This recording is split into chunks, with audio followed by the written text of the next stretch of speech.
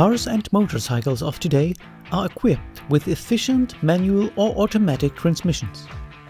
Often, transmission refers to a gearbox that uses gears to provide speed and torque conversions between input and output. First, let's have a quick look at the basic principle of transmissions. For that purpose, a very simple two-speed gearbox will be explained. Two gear wheels are machined into the output shaft. The other two wheels are mounted on a spline shaft. These two wheels can slide from left to right and from right to left to change gear ratio.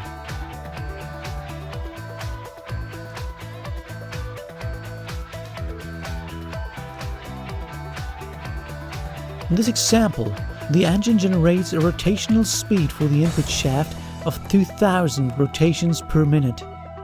In first gear, the gear ratio is 2 because the driven gear is twice as big as the driver gear.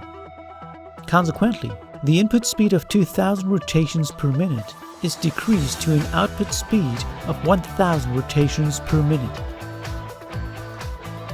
Shifting from first to second gear in this transmission is only possible when the engine stops. Then, shifting of gears is possible. In second gear, the input speed is increased because the gear ratio is 0.5. Because gear shifting is complicated for these kinds of transmissions, synchronized manual transmissions were developed that allow to easily select and deselect the gear, even when the vehicle moves. In modern cars, 5-speed or 6-speed transmissions are usually used. Here, however, a very simple explanation is given with the help of a 4-speed transmission. The input shaft is connected to the engine. The rotational energy of the input shaft is transferred to the counter shaft that transfers its energy to the gears of the output shaft. The output shaft is connected to the wheels of the vehicle. The power flow between input shaft and engine can be adjusted through a friction clutch.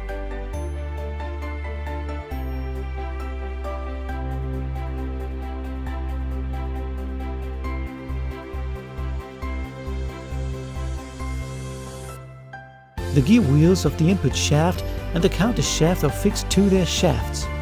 They rotate when their corresponding shaft rotates.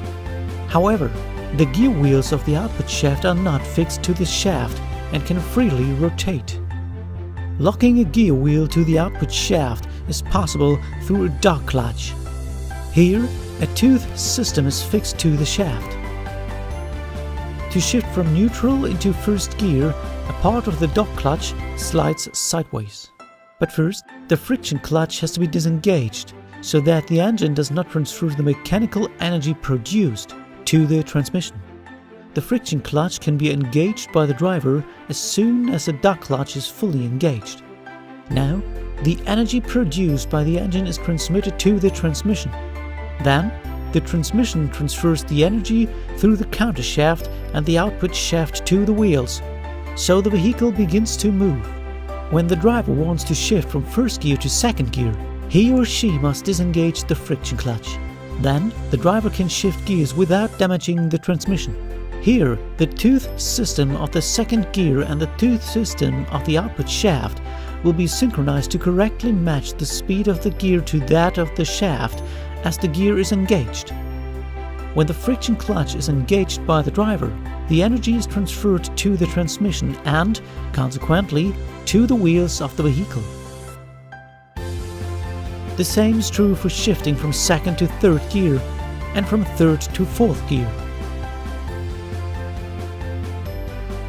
This type of transmission is often referred to as an H pattern because of the path that the shift lever takes as it selects the various gears.